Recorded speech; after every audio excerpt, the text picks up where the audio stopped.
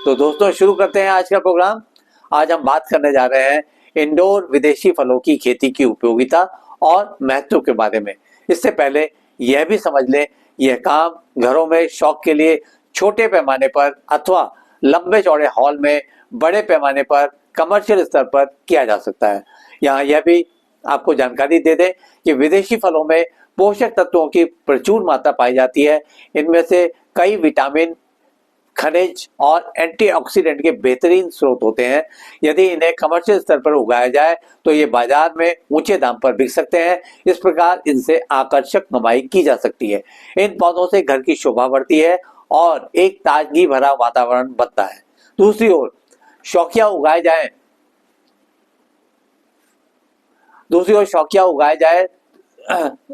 शौकिया उगाए जाए ये घर में ताजगी का वातावरण बनाने के साथ एक तरह का सुकून भी देते हैं। कई बार तो स्टेटस सिंबल के तौर पर भी ऐसे महंगे विदेशी फलों को खुद के इंडोर गार्डन से उगाकर प्रशंसा हासिल की जाती है। हमारे देश के क्लाइमेट के अनुसार कुछ ही प्रकार के विदेशी फल इंडोर गार्डनिंग के लिए उपयुक्त पाए गए हैं। इनमें kiwi, dragon fruit, avocado, strawberry, नींबू संतरा आदि का नाम लिया जा सकता है। इनमें से प्रत्येक के लिए अलग और विशेष प्रकार के क्लाइमेट की जरूरत पड़ती है। अगर उदाहरण के तौर पर देखा जाए तो कीवी के लिए जहां एक और ठंडे टेम्परेचर की जरूरत पड़ती है, वहीं पपीता की कई कई किस्मों के लिए पपीता और कई अन्य फलों की और पपीता और कई अन्य फलों की ऐसी कुछ फरमाइश नहीं होती। दूसरी ओर ड्रैगन फ्रूट अत्यंत संतोषी किस्म का पौधा है जिसे कम से कम जगह और नाम मात्र के देखभाल की आवश्यकता होती है। एवोकेडो की बात करें तो इसे बड़े आराम से गमलों में उगाया जा सकता है। नींबू और संतरे बोनसाई के तौर पर गमलों में अच्छे नतीजे देते हैं। ये सारे पौधे घर की खूबसूरती में जैसे चार चांद लगा देते हैं। इंडोर गार्डनिंग में कुछ स्पेशल व्यवस्थाएं करनी जरूरी होती है ताकि पौधों की जरूरत के अनुसार उन्हें कम या ज्यादा टेम्परेचर, पानी और पोषण मिल सके।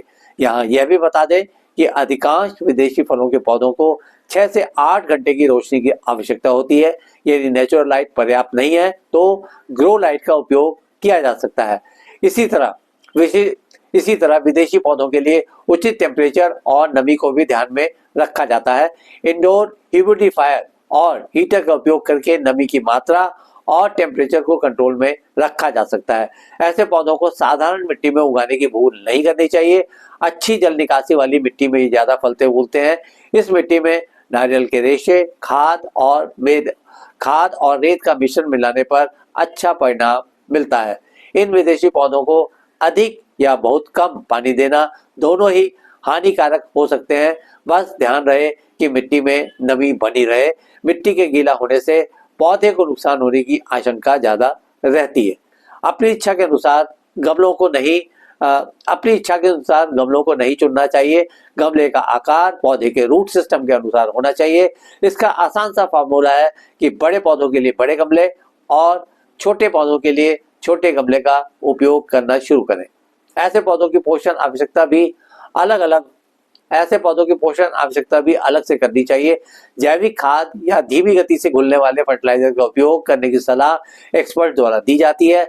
यह नहीं भूलें कि नाइट्रोजन, फास्फोरस और पोटाश का संतुलित अनुपात पौधों को हमेशा स्वस्थ रखता है।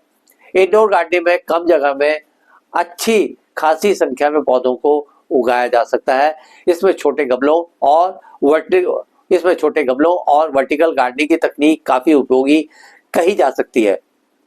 यह अच्छी बात है कि घर के अंदर उगाने पर पौधों में कीटों और रोगों का खतरा कम हो जाता है, लेकिन फिर भी सही समय पर जांच करते रहना जरूरी है, वरना थोड़ी सी कोताही भी महंगी पड़ सकती है। इंडोर गार्डनिंग का सबसे